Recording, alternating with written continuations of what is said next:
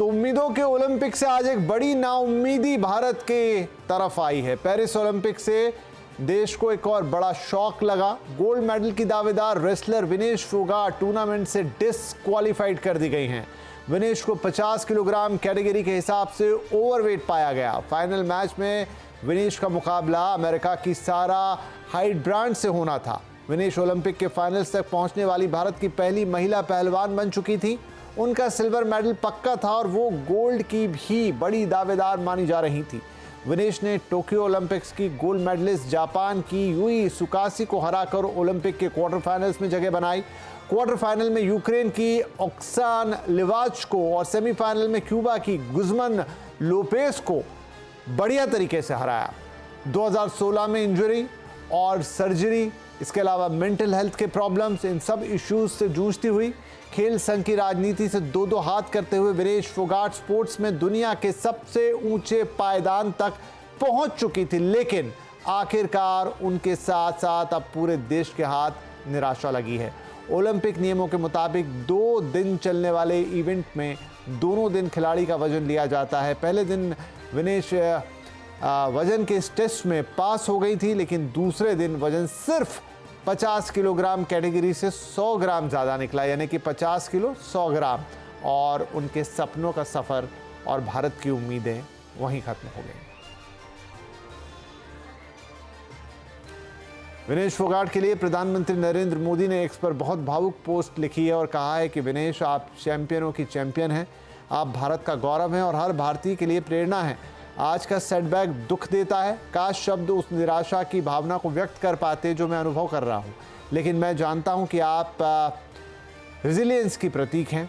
चुनौतियों का डटकर मुकाबला करना हमेशा से आपका स्वभाव रहा है।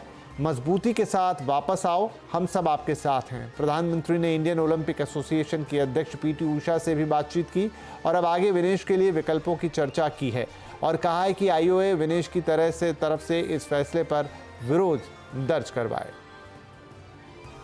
विनेश फोगाट के ताऊ महावीर फोगाट ने कहा है कि पूरे देश का सपना टूट गया, मगर विनेश 2028 के ओलंपिक्स की तैयारी करेंगी। सुबह वजन हुआ था उसका, जो 150 ग्राम वजन फालतू ज़्यादा रह गया, इसका लोग डिस्क्वालीफाई कर। तो इस सिचुएशन के अंदर क्या इंडियन साइड ने अपनी तरफ से जो कोचेस थे उन्होंने कुछ कोशिशें की? क्या हुआ? कोई फर्क नहीं पड़ता इससे, कोई फर्क नहीं पड़ता। ये रूल्स के हिसाब से तो ये हो गई, रूल के हिसाब से। इसमें सही गलत की बात नहीं रहती है, मैं समझता हूँ, क्योंकि रूल्स का इसके अंदर पूरा हवाला दिया जा रहा है। बिल्कुल रूल का हवाला है। अभी मैं जानता हूँ कि आपके लिए बड़ा मुश्किल क्षण है ये, क्योंकि उस गोल्ड पदक तक इतने नज़दीक पहुँच के डिस्क्वालीफाई होना एक बहुत बड़ा झटका है। आपकी आंखों में आंसू, आप ऑलरेडी इतने परेशान नज़र आ रहे हैं। अब क्या आगे के लिए क्या रहेगा रणनीति? बस आगे के लिए तो 28 के ओलंपिक के लिए तैयारी करेंगे। तो दुखी थे महावीर फोगाट। कह जरूर रहे हैं कि 2028 की तैयारी करेंगे, लेकिन कहते हुए उनकी आंखों में आंसू थे। The wrestling federation of India के प्रेसिडेंट संजय सिंह ने कहा है कि विनेश का वजन 2 दिन से स्थिर था, लेकिन फिर रातों रात वजन बढ़ गया। WFI कानूनी विकल्पों की तलाश भी इस मामले के लिए कर रहा है। ये हमारे हिंदुस्तान का दुर्भाग्य है कि इतनी बढ़िया कुश्ती लड़के वो फाइनल में पहुंची और उसके बाद उनका वजन मात्र 100 ग्राम वजन उनका ज़्यादा हो गया, जिसकी वजह से उनको डिस्क्वालीफाई कर दिया गया। उनका ओवरवेट विनेश का उन्होंने अपना कोच, अपना फिजियो, अपना न्यूट्रिनिस्ट, अपना सब कुछ उनको भारत सरकार ने मुहैया कराया और वो सारे लोग उनके साथ विलेज में हैं।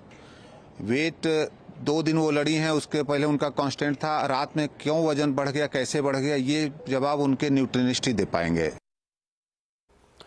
इधर कांग्रेस एमपी कुमारी शैलजा ने वजन बढ़ने पर सवाल उठा दिए हैं। उन्होंने कहा कि सरकार और ओलंपिक मैनेजमेंट कमेटी को इसका जवाब देना चाहिए कि अचानक विनेश का वजन इतना कैसे बढ़ गया।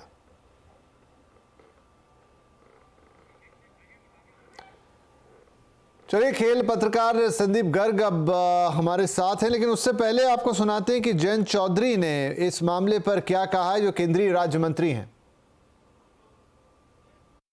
कल उनको देखते हुए एक तरह से आंसू आ रहे थे, क्योंकि उनका इतनी मेहनत और इतनी तपस्या उन्होंने की है यहाँ तक पहुँचने के लिए, और उनके अंदर जज्बा है, हिम्मत वाली हैं, आसान काम नहीं है ये। खिलाड़ी और सैनिक जितनी तपस्या और मेहनत इस वर्ग के लोग करते हैं, आम लोगों के बस की बात नहीं है।